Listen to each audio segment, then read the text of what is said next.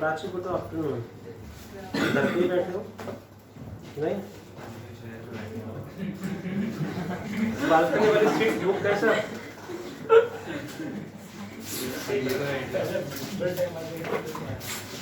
ध्यान से क्या?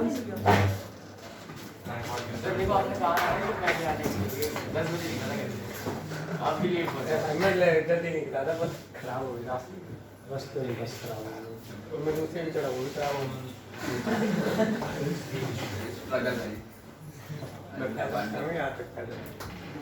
सही करा सकते थे, किसी और बस में जाते तो वो भी खराब हो जाते थे। तो और प्रॉब्लम बोर्ड ना खराब हो गया। इधर टायर खराब हो गया। सर 12 से 2 से फिजिक्स की क्लास चलेगी सर, लेकिन सर हमारे सर मैथ्स वाले सर ने कहा है कि 1 बजे से मैथ्स का टेस्ट स्टार्ट होगा। 2 बजे से, और थोड़ा सा जो डिले हुआ है वो ऐड होगा फिर जिसकी क्लास में, उसके बाद होगा। देखिए जरा, वेलकम वाला क्यों, हैप्पी संडे। आज हमें chapter 11 thermal, chapter 10 thermal properties of matter को कंटिन्यू करना है। Chapter 10 11th class thermal properties of matter.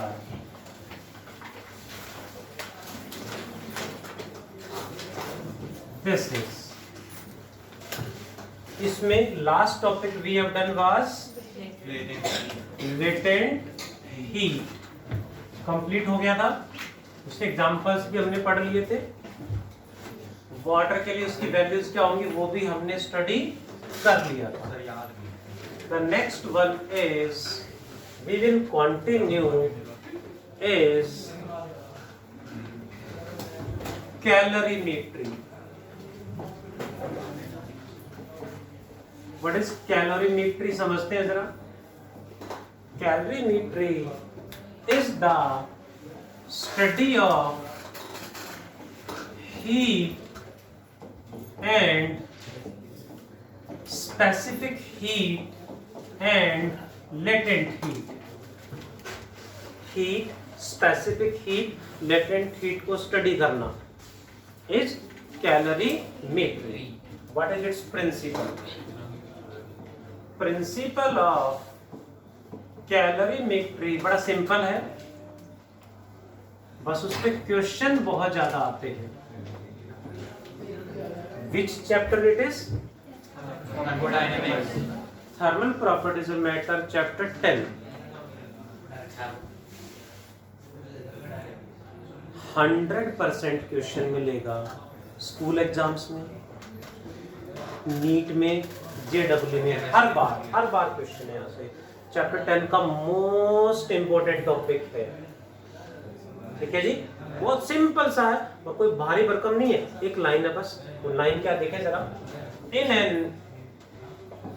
Isolated system, in an isolated system, isolated system क्या होता है? neither heat nor matter cannot be exchanged with, neither heat nor matter can be exchanged with the surroundings. In an isolated system, heat lost by one part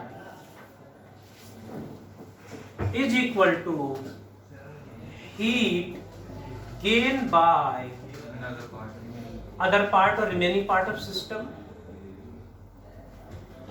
system में एक part जितनी heat loose करेगा, remaining system उस heat को gain कर लेगा, क्योंकि total heat तो सिस्टम में, आइसोलेटेड सिस्टम में कांस्टेंट है, कंजर्व है। कैलोरीमीटर क्या होता है? ध्यान रखो सर, निवेश जी। कैलोरीमीटर देखें जरा,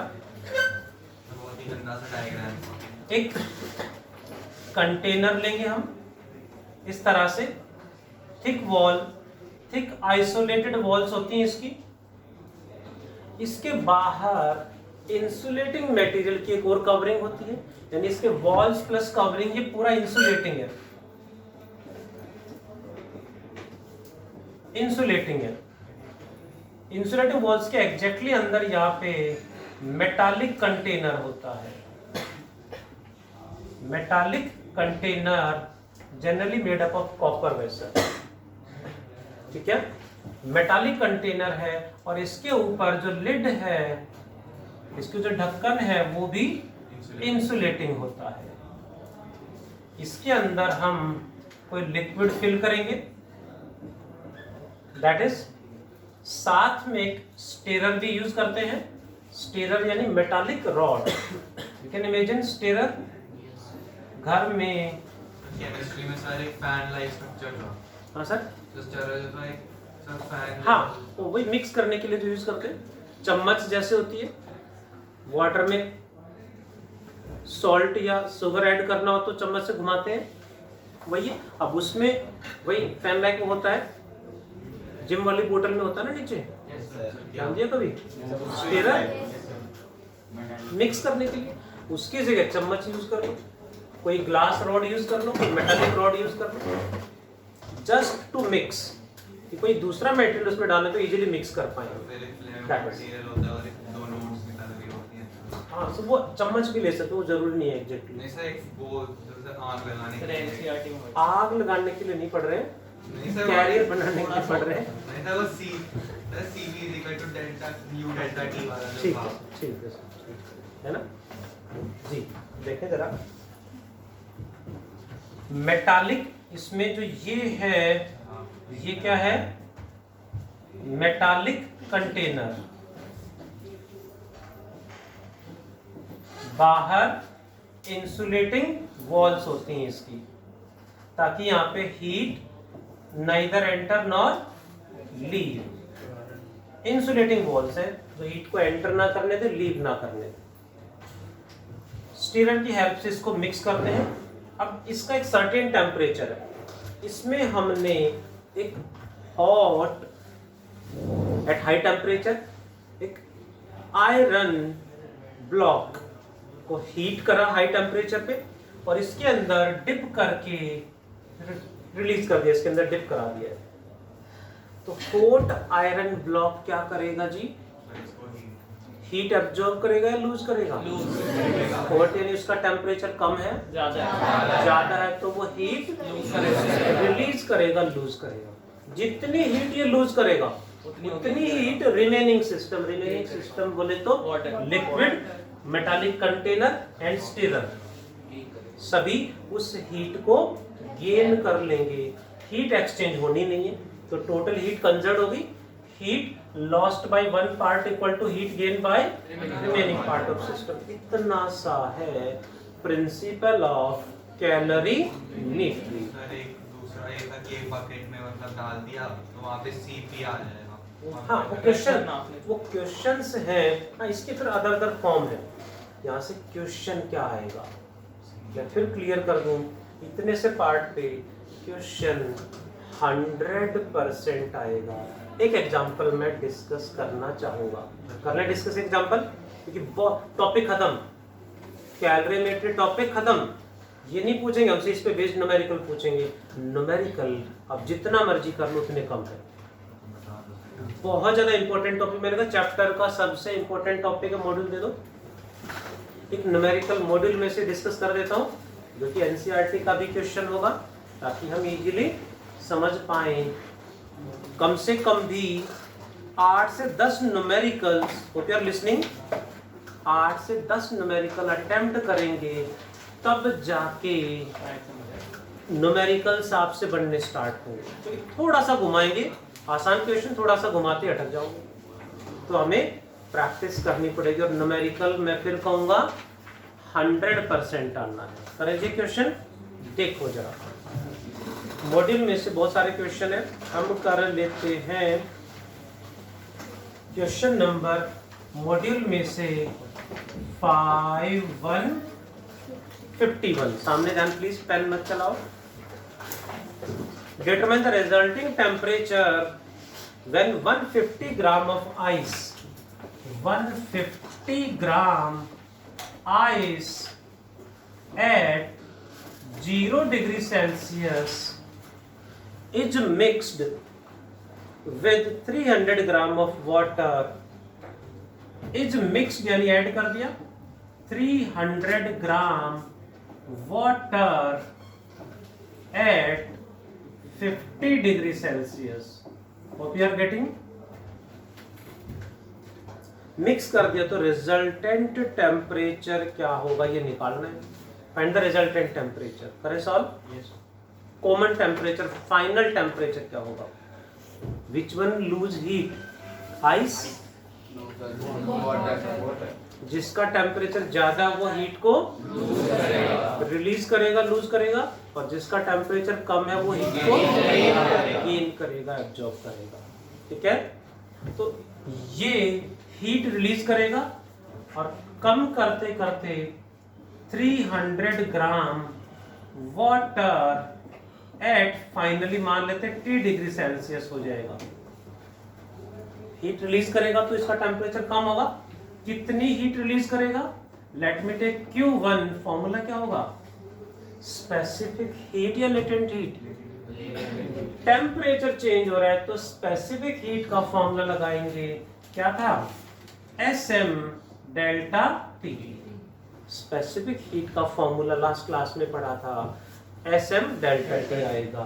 ध्यान दें. नेक्स्ट. और ये हीट को, इस हीट को इसने गेन कर लेना है. गेन होने के बाद ये क्या करना है इसने. 150 gram ice eight 0 degree Celsius से क्या होगा. 150 gram water eight 0 degree Celsius पे आएगा. यानी स्टेट चेंज होगी. पहले आइस मेल्ट करेगी और जब आइस मेल्ट करेगी स्टेट चेंज होगी, तब टेम्परेचर चेंज नहीं होगा. तो मेल्ट करने में कितनी हीट कंज्यूम होगी जी. That is named latent heat, and latent heat का फॉर्मूला LM. That is. उसके बाद जो हीट बचेगी इसमें से यहां कंज्यूम होगी, जो बचेगी वो इसका टेम्परेचर बढ़ा देगी. 150 gram water at finally same temperature आ जाएगा T डिग्री सेल्सियस. यानी इसने हीट रिलीज करनी है. वो हीट जो रिलीज होगी वो इधर आएगी, इसको पहले मेल्ट कराएगी, फिर इसका टेम्परेचर बढ़ा के पूरे सिस्टम का temperature finally will become same, equal हो जाएगा. तो फाइनल इक्विलिब्रियम टेम्परेचर कितना होगा ये बताना है. करें जी solve. According to principle of calorimetry. मैं sorry Nivesh ji, what is principle of calorimetry.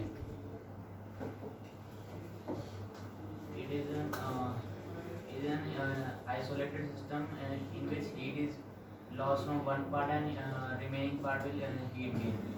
Should I write Q1 equals to Q2 plus Q3. अच्छा, इसमें जो हीट यहाँ पे एब्जॉर्ब होगी वो क्या होगी. टेम्परेचर चेंज हो रहा है तो क्या लिखें. स्पेसिफिक हीट वाला formula SM delta T. This heat Q1 must be equal to Q2 plus Q3. कि वहीं से जो हीट है उसने इसका स्टेट चेंज करा है, टेम्परेचर बढ़ा दिया. What is Q1? SM delta T for water equals to Q2 LM plus SM delta T. ये किसके लिए है. फॉर 150 ग्राम आइस के लिए. ये आइस और ये वाटर है, और ये 300 ग्राम वाटर के लिए. वाटर की स्पेसिफिक हीट बता दो जी. प्रैक्टिकल यूनिट यूज कर लो. वैसे क्वेश्चन में गिवन है, क्वेश्चन में गिवन है. यहाँ ये भी बड़ी प्रॉब्लम है कि यूनिट कन्वर्जन में अटक जाएंगे, गलती कर बैठेंगे. वाटर की स्पेसिफिक हीट 1 कैलोरी पर ग्राम पर डिग्री सेल्सियस, या जो गिवन हो वो यूज कर लो. कितना होगी 1 इंटू मास कितना है 300 ग्राम इंटू टेम्परेचर कितना चेंज हुआ. सीजी वही सीजी सिस्टम में रख रहा हूँ. कैलोरी पर ग्राम और ये ग्राम. डेल्टा टी कितना होगा T माइनस 50. पहले 50 था, अब T हो गया है. बढ़ाया कम हुआ. बढ़ाया कम हो गया. कम हुआ है, क्या करेंगे पक्का.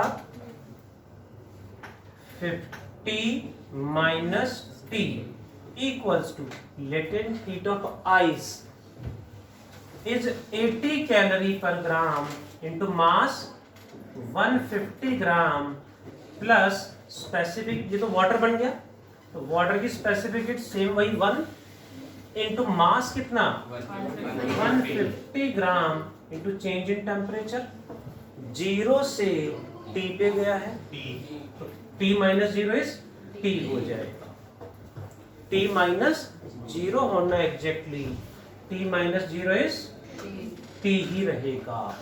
लेटेंट हीट हमें गिवन होगी क्वेश्चन एग्जाम में गिवन है, क्वेश्चन जो प्रिंटेड है बुक में क्वेश्चन नंबर 51 में गिवन है, specific heat and latent heat दोनों चीज याद नहीं करनी, मतलब 8 से 10 न्यूमेरिकल ईमानदारी से आपने सीखने की कोशिश की तो आपको 100% याद हो जाएंगी बिना याद करे, बाकी एग्जाम में गिवन मिलेंगे, तो मतलब याद ना करें तो काम हो जाएगा, काम हो जाएगा बिल्कुल। वैसे तो आप पढ़ाई भी ना करो तो भी हो जाएगा काम तो। हाँ, let us meet after the class in my office, seat book करा लें। पैसे लेके तो समझ अच्छा, गया। अभी ऑन रिकॉर्ड चल रहा है, अभी बात नहीं कर रहे हैं, है ना। इसमें एक, हाँ जी, हम आपको भी एडमिशन लेना है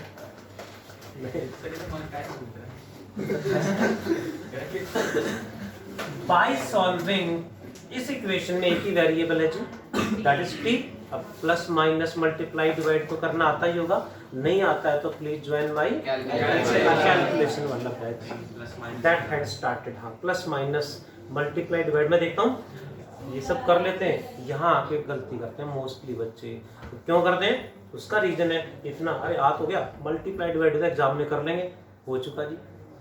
जब तक हम हर न्यूमेरिकल में लास्ट तक सॉल्व नहीं करेंगे एग्जाम में भी अटकेंगे। सर अगर मैथ्स नहीं आती तो मैथ्स नहीं आते तो प्लीज ज्वाइन माय मैथ्स वाला बैच, फिर कब चालू हो रहा है? Started, enrol fast, hurry up, limited seats left. चलिए आगे बढ़ते हैं। कैलोरीमेट्री पे छोटे छोटे क्वेश्चन बहुत सारे बनते हैं। अब यह थोड़ा सा आसानी है ना, मुश्किल कहाँ है? Hope you are getting. Sir आपने करा दिया ना। नहीं, थोड़ा सा डिफिकल्ट बना दें, थोड़ा सा डिफिकल्ट कैसे बना दें देखें जरा।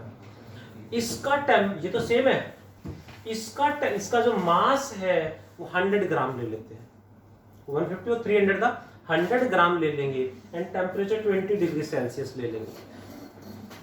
What is the final temperature? 0 degree Celsius. क्यों जी? क्योंकि वो 0 डिग्री, उसके बाद वो 0 डिग्री तक आने में जितनी हीट लूज करेगा उसमें सारी आइस मेल्ट ही नहीं होगी। अब सारी आइस मेल्ट नहीं हुई है तो final temperature must be 0।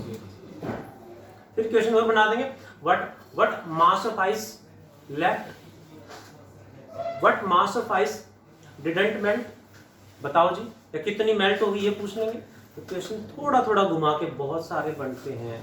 It requires more practice. Chapter 10 का मोस्ट इंपॉर्टेंट टॉपिक है और स्टेटमेंट है बस, यहाँ तो कुछ भारी भरकम है ही नहीं, डेरिवेशन वगैरह, न्यूमेरिकल आएगा। Heat lost by 1 part equal to heat gain by remaining part. Hope all of you got it. Man please repeat.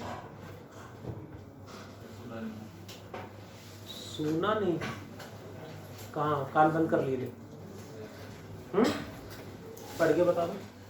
Sir, heat gain by remaining part of system. हाँ, Sir, in an isolated system, heat lost by one part, heat gain by remaining part. obvious system, ठीक है। हाँ, coma भी आएगा यहाँ पे, वो तो बोला ही नहीं, अच्छा मैंने लगाया नहीं था। देखिए जरा नेक्स्ट पे चलें। क्या फर्क पड़ता है साहब। करने थे? अच्छा देखें जरा please, this is calorimetry, numerical पक्का आएगा। चैप्टर का मोस्ट इंपोर्टेंट, यानी 2 से 3 मार्क्स आपके कंफर्म हो गए। इस पे बेस्ड न्यूमेरिकल आप कंप्लीट अटेम्प्ट कर लेते हैं। तो next part is transfer of heat. Heat is transferred by 3 methods. One is named conduction. Convection, तो तीसरा याद है। Second is Convection, convection. And तीसरा याद नहीं, रेडिएशन। बहुत बढ़िया, रेडिएशन। कुछ बच्चों को तो याद है सर। देखिए जरा, let us study about them one by one. What is conduction, समझते हैं जरा। कंडक्शन क्या होता है? Conduction is transfer of heat from one point two another point without any actual movement. यानी इसको हम यहां से हीट करेंगे तो धीरे धीरे कुछ टाइम बाद आप देखेंगे मेल्ट हो जाएगा। हाँ, हीट यहां से इधर जाएगी और ये वाला पार्ट भी गर्म हो जाएगा। तो हीट डायरेक्टली यहां से पहुंची यहाँ पे? नो, यहां से हीट इससे नेक्स्ट मॉलिक्यूल के पे पहुंची, उससे नेक्स्ट पे जाएगी, उससे नेक्स्ट पे जाएगी। इस तरह से हीट एक से दूसरे मॉलिक्यूल पे पहुंचती जाएगी। Like I am going to transfer this ball, so this pen to the last student. तो इसको वहां तक कैसे ट्रांसफर करें? एक मेथड है कि मैं फर्स्ट मॉलिक्यूल को ट्रांसफर कर देता हूं, वो सेकंड मॉलिक्यूल को, ठीक है, नेक्स्ट मॉलिक्यूल पे जाएगा। इस तरह से हीट एक्सचेंज होती जाएगी। बट इस मेथड में एक प्रॉब्लम है, थोड़ा सा ये तो टाइम लगता है। दूसरी एक और प्रॉब्लम कह रहे करप्शन।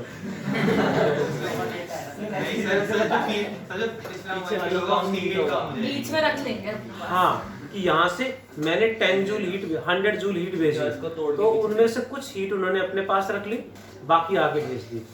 आगे पहुंचे तो कुछ हीट, कुछ ऐसे मॉलिक्यूल होंगे सारी रख लेंगे, है ना, पॉलिटिशियंस की तरह। कुछ हीट रखी, बाकी आगे भेज दी, फिर कुछ हीट वो रखेंगे, वो आगे भेज देंगे। तो वहां तक पहुंचते पहुंचते हाँ, ज्यादा रखते हैं थोड़ा सा। नहीं, मॉलिक्यूल इस मामले में ईमानदार होते हैं, मॉलिक्यूल्स, नॉट लाइक पॉलिटिशियंस।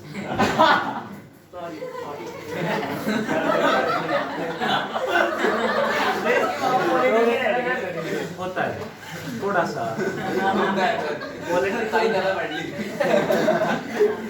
वो बात नहीं है। कौन सी बात?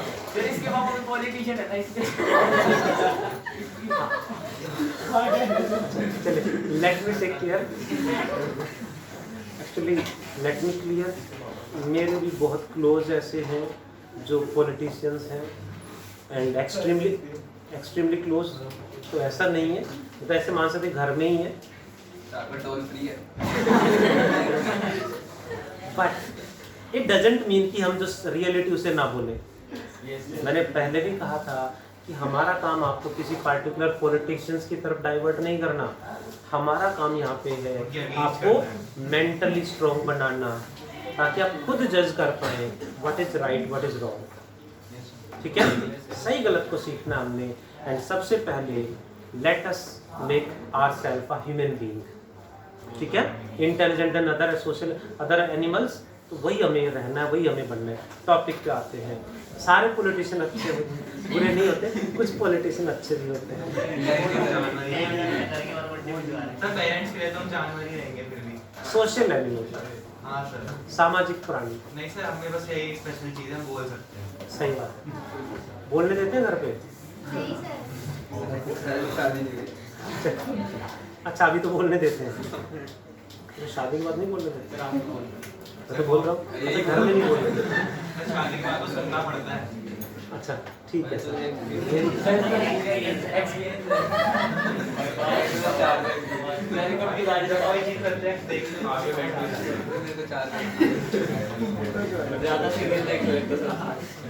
मुझे लग रहा है पूरा बैच प्लान कर गया, संडे एक्स्ट्रा क्लास रख के दी सर ने, बस देखते कैसे पढ़ाएंगे,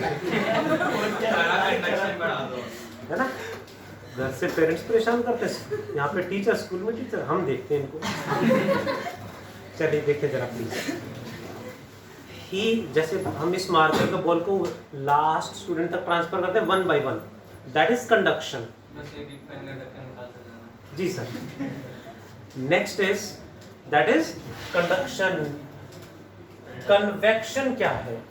मैं खुद जाके इसको खुद जाके वहां पे उनको देखे आ जाऊं। सर जैसे बॉनफायर के पास हम यानी बैठे होते हैं। जी सर, उसी पे पहुंचते हैं। मॉलिक्यूल ने यहाँ से हीट एब्जॉर्ब करी, हीट एब्जॉर्ब करी और वहां चला गया।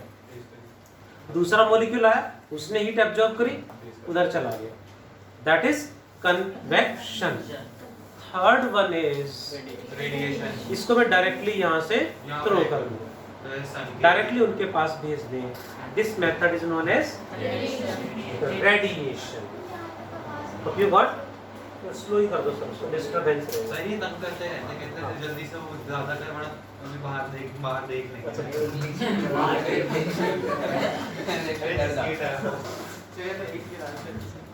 प्लीज, तीनों मैंने बताए, कंडक्शन, कन्वेक्शन, रेडिएशन, तीनों को अलग अलग करके डिटेल में पढ़ना है। Let us first talk about conduction is transfer of heat from one point to another without any actual movement, without any actual movement of atoms or molecules. This is important point. All solids are heated by conduction. सभी solids को जब heat करेंगे तो heat transfer by conduction होगी। Atoms, molecules अपनी ही जगह पे vibrate करेंगे, अपनी पोजीशन लीव करके कहीं और नहीं तो जाएंगे। बस वाइब्रेशन उनकी ज्यादा बढ़ जाएगी। सिर्फ वाइब्रेशन होगी, वाइब्रेट करेंगे। वुड के केस में तो ऐसा नहीं होता। अरे वो डिपेंड करता है इंसुलेटर है। आपके क्वेश्चंस को I am trying to reply maximum. Wood के केस में भी ऐसा ही होता है, बट वो बेस्ट इंसुलेटर है, यानी वो कंडक्शन नहीं होने देता है, बहुत कम होने देता है, बहुत कम, ना के बराबर कंडक्शन होने देता है। दैट्स व्हाई मॉलिक्यूल्स वाइब्रेट तो करें बट हीट को आगे नहीं जाने देते, अपने पास ही रख लेते हैं सारी, फ्रीक्वेंसी बढ़ जाती वो नेक्स्ट मॉलिक्यूल तक जाने ही नहीं देते। जो स्टार्टिंग में मॉलिक्यूल वही सारी को एब्जॉर्ब कर लेते हैं। ठीक है, है। सर हीट प्रोवाइड करने से पक्के नेताजी। कह रहे तेरे पापा की तरह। सर हीट प्रोवाइड इतना ही हो जितना हम एक दूसरे की बात को बर्दाश्त कर पाए, है ना। कई बार चीजें थोड़ा सा आउट ऑफ कंट्रोल होते हैं, वो ठीक नहीं होना चाहिए। ठीक है जी। हाँ सर, हीट प्रोवाइड करने से जो ऑसिलेशन की फ्रीक्वेंसी है वो बढ़ती है ना। हाँ जी सर, बिल्कुल, एनर्जी बढ़ जाती है तो ऑसिलेशन की एम्पलीट्यूड बढ़ जाता है जी। Conduction, all solids are heated by conduction. One more example, liquids are heated by convection और कंडक्शन। कंडक्शन देखिए जरा,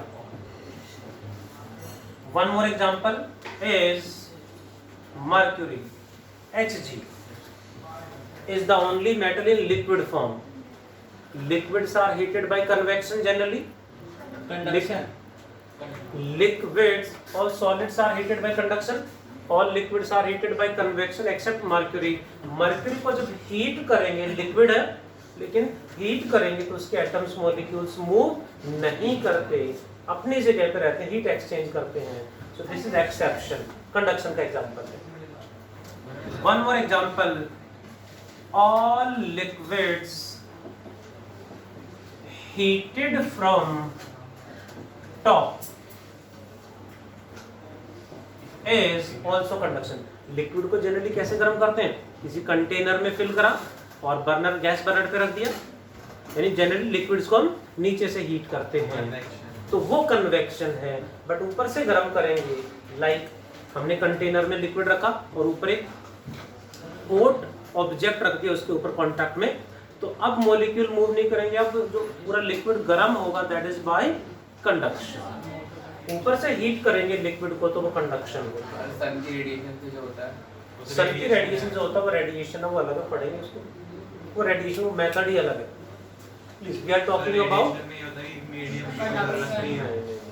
डिटेल में डिस्कस करेंगे सर, मिक्स नहीं। कंडक्शन में कितनी हीट कैसे एक्सचेंज होगी देखें जरा, that is named thermal conductivity. Thermal conductivity की बात करते हैं, के से रिप्रेजेंट करेंगे, क्या होता है थर्मल कंडक्टिविटी समझते हैं जरा। Let us consider a rod of length let L, area cross section let A, यहाँ का temperature T1 and this is T2। if T1 greater than T2 तो हीट किधर जाएगी, high temperature to low temperature. कितनी heat flow करेगी इसे बोलेंगे rate of flow of heat, that is heat flowing per unit time। Delta capital Q is कितनी heat flow कर गई, delta small t is time taken, is directly proportional to A delta t and inversely proportional to length L। रख दो sir इसे side में, निवेश back को side में रख दो।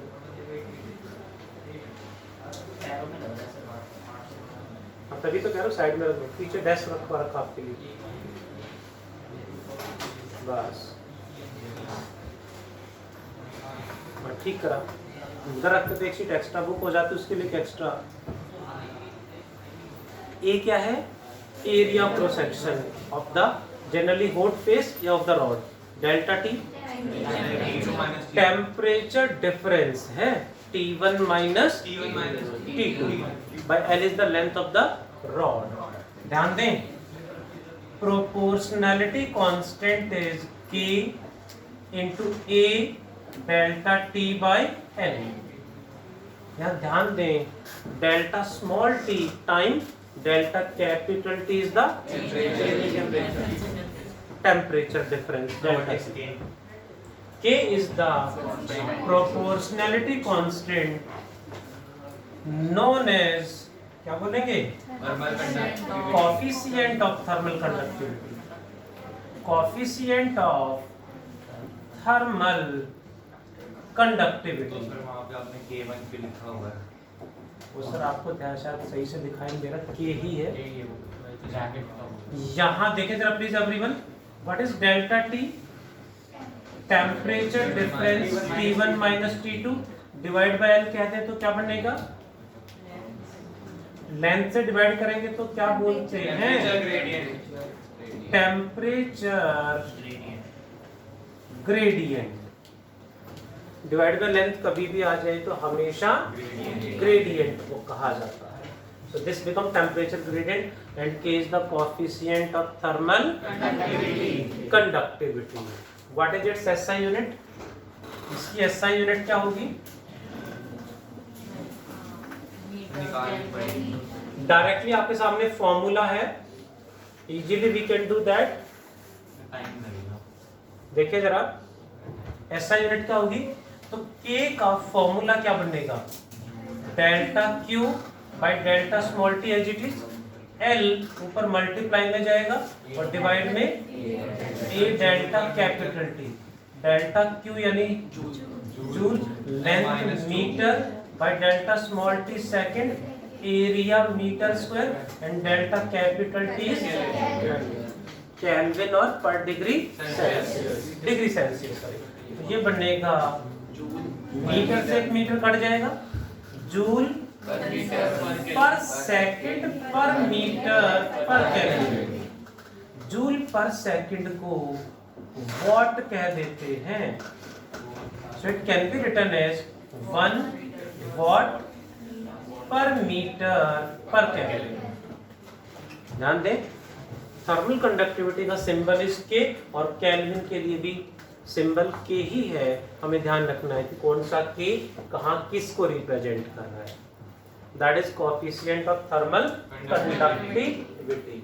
What are its uses, what are its applications? इसमें हम एक छोटा सा पॉइंट एक्स्ट्रा बताना चाह रहा हूँ, शायद समझ में आ जाए। देखिए जरा, one is variable state and another is steady state. Steady state क्या है दोनों, देखें जरा। कुछ टाइम तक यहां से हीट यहां पहुंची, यहां से हीट यहां पहुंची, तो क्या करेगा ये पार्ट उस हीट को, कुछ पार्ट को एब्जॉर्ब कर लेगा, कुछ पार्ट आगे भेज देगा, कुछ पार्ट को खुद एब्जॉर्ब कर लिया यानी अपना टेम्परेचर बढ़ा लेगा, और कुछ को आगे भेज देगा यानी अपना टेम्परेचर बढ़ा लिया, मतलब स्पेसिफिक हीट अपना काम कर रही है। स्पेसिफिक हीट क्या करती है, टेम्परेचर को इंक्रीज चेंज करती है, और आगे भेज दिया मतलब थर्मल कंडक्टिविटी, हीट ट्रांसफर कर रहा है। ठीक है, यहां से हीट आगे जाएगी, उसमें से कुछ हीट ये एब्जॉर्ब करेगा, बाकी को आगे भेज देगा, ऐसे ही आगे भी ऐसे चलता रहेगा। इसे बोलते हैं वेरिएबल स्टेट। यानी इसमें क्या हो रहा है, temperature of every point is different and increasing. Her point का टेम्परेचर सेम नहीं है, डिफरेंट और इंक्रीज भी हो रहा है, बढ़ भी रहा है हर पॉइंट का टेम्परेचर। तो कौन काम कर रहा है, in variable state specific heat capacity S and thermal conductivity K both play their roles, यानी दोनों अपना काम कर रही हैं। स्पेसिफिक हीट ने क्या कर देना है, टेम्परेचर बढ़ा देना है, और थर्मल कंडक्टिविटी ने हीट ट्रांसफर कर देनी है। दैट इज, कुछ टाइम बाद हम देखेंगे कि हर पॉइंट का टेम्परेचर अब भी डिफरेंट है, लेकिन अब इंक्रीज नहीं हो रहा है। यदि टेम्परेचर हर पॉइंट का सेम हो गया तो हीट फ्लो करना बंद कर देगी। हीट तो फ्लो कर रही है, इसका मतलब टेम्परेचर सेम नहीं है, डिफरेंट है, लेकिन कुछ टाइम बाद इंक्रीज करना बंद कर देता है। मतलब जितनी हीट आगे से आई अब वो एब्जॉर्ब नहीं कर पा रहे हैं, अब वो मॉलिक्यूल उस और ज्यादा हीट को एब्जॉर्ब नहीं कर पा रहे हैं। जितनी हीट आगे से आई उतनी हीट आगे भेज दी। पॉलिटिशियन तो ऐसा नहीं करते, तो जितनी हीट आगे से आई, कितना भी बड़े बड़े रूम भर जाए करेंसी से, पैसे से, लेकिन फिर भी थोड़ा बहुत तो रखना ही होता है जी। तो यहाँ क्या होता है, कुछ टाइम बाद जितनी हीट आई उतनी आगे भेज दी, मीन्स स्टेडी स्टेट आ गई। यानी temperature of every point is still different, अब भी डिफरेंट ही है, बट कांस्टेंट है, चेंज नहीं हो रहा। कौन काम कर रहा है, जितनी हीट आई उतनी आगे चली गई, यानी सिर्फ हीट ट्रांसफर हो रही है, टेम्परेचर चेंज नहीं हो रहा है। Only thermal conductivity does it's work, सिर्फ थर्मल कंडक्टिविटी अपना काम कर रही है, स्पेसिफिक हीट ने अपना काम करना बंद कर दिया है, टेम्परेचर चेंज नहीं हो रहा है। What we got about thermal conductivity and conduction, इसके बहुत सारे एप्लीकेशन है। अच्छा, इसी में हम कहें ये कंडक्टिविटी मतलब व्हाट, थर्मल कंडक्टिविटी का कंक्लूजन क्या निकला, ability of a substance to conduct heat. कौन सा सब्सटेंस ज्यादा, कौन सा सब्सटेंस कम हीट कंडक्ट करेगा, उसकी ability is known as thermal conductivity. जैसे इलेक्ट्रिकल कंडक्टिविटी का मैं बात करता हूँ एक क्वेश्चन की, generally let us discuss a question, let me ask question from Yakshit. हम तो मुझे आपसे क्वेश्चन पूछना था, वही जो पूछना था वही मैं आपसे पूछ रहा हूँ। हम metallic door, sorry metallic handle of a door, metallic handle को टच करते हैं तो कैसा फील होता है, होटर या colder?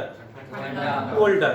And door, wooden door, wooden door normal feel होता है टच करते हैं, and metallic handle colder feel होता है. तो question goes to Akshit. Akshit, किसका टेम्परेचर ज्यादा है, वुडन डोर का, मेटालिक हैंडल का? सर वुडन डोर का. वुडन डोर का टेम्परेचर कम है, ज्यादा है? ज़्यादा. ज्यादा है. हर द्राक्ष तो मुझे तो कुछ और पूछना था. वहीं आ रहा हूँ सर. वुडन डोर का टेम्परेचर ज्यादा है ना? इससे पता चलता है we are human being is not a good sensor. दोनों का टेम्परेचर सेम है. Thermodynamics, zeroth law of thermodynamics कहता है कि कोई भी किसी भी किन्हीं भी ऑब्जेक्ट्स को लॉन्ग टाइम के लिए सराउंडिंग में छोड़ देंगे तो they must attain same temperature. Objects को आप सराउंडिंग में कुछ टाइम के लिए फ्री छोड़ देंगे तो they must attain same temperature, same temperature, same temperature. ये रहा सा टेम्परेचर. यहाँ पे प्लीज थोड़ा सा ध्यान से, टाइप को थोड़ा सा बिल्कुल सेंसिटिव. अभी तक क्या बताया आपने?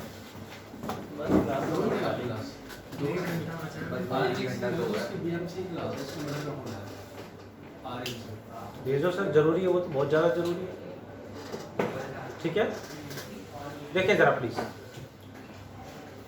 सो हमें क्या पता चला, wooden door and metallic handle किसका टेम्परेचर ज्यादा है? सेम टेम्परेचर है. बट हमें क्या लगा, मेटालिक हैंडल तो ठंडा फील हो रहा है, यानी टेम्परेचर कम होना चाहिए, यानी हम जो सेंस कर रहे हैं वो गलत है. तो हो सकता है बहुत जगह में ऐसा कोई भी हम इमेजिन करते हैं या हम सोचते हैं, वो हर बार क्या सोचते हैं, we are right others are wrong. ऐसा नहीं है, नहीं सर उल्टा होता है. उल्टा होता है. ठीक है सर, बहुत बढ़िया बात है. आपके क्वेश्चन पे आ रहा हूँ. हमें वुडन डोर नॉर्मल फील हो रहा है, मेटालिक हैंडल कोल्डर. क्यों जी? क्योंकि वहाँ टेम्परेचर का नहीं, थर्मल कंडक्टिविटी का रूल है. वुडन की कंडक्टिविटी कम है, जैसे हम टच करेंगे हीट कम फ्लो करेगी, तो हमें नॉर्मल फील होगा. मेटालिक हैंडल की कंडक्टिविटी, मेटल्स की कंडक्टिविटी ज़्यादा होती है, जैसे टच करेंगे हमारी बॉडी से ज़्यादा हीट फ्लो कर जाएगी, वो गुड कंडक्टर है. हम ज़्यादा हीट लूज करेंगे तो हमें कोल्डनेस फील होगी. मैंने इस चैप्टर के स्टार्टिंग में बताया था, हम हीट गेन करते हैं, एब्जॉर्ब करते हैं तो क्या होगा, हमें हॉटनेस फील होगी. हम हीट लूज करेंगे तो कोल्डनेस फील होगी. Hope you got why metallic handles appears colder than wooden door, because metallic handles have greater good conductivity than wooden. ऐसे बहुत सारे एग्जाम्पल्स हैं. रेडिएटर्स भी होते हैं ना? हाँ सर, जो गुड कंडक्टर होंगे वो गुड रेडिएटर्स भी होंगे ना? गुड कंडक्टर्स और गुड रेडिएटर्स के लिए कंडीशन आएगी, वो बात करूंगा उसको. देखें होंगे या नहीं होंगे. Sir just a minute, what are the uses of thermal conductivity.